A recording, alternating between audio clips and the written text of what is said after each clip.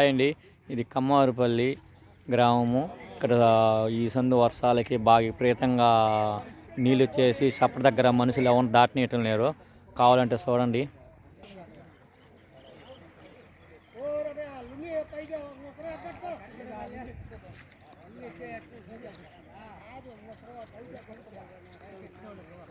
చూడండి, చాలా మంది పాపం ఇబ్బంది పడుతున్నారు. బైకులు కూడా పూర్తిగా మునిగిపోయింది. బైక్ కూడాను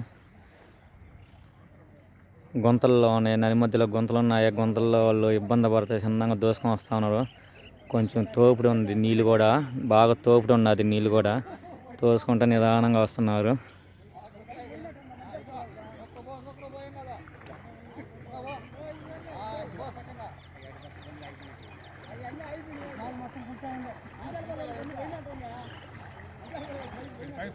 మెసేజ్ పెట్టా ఇలాగే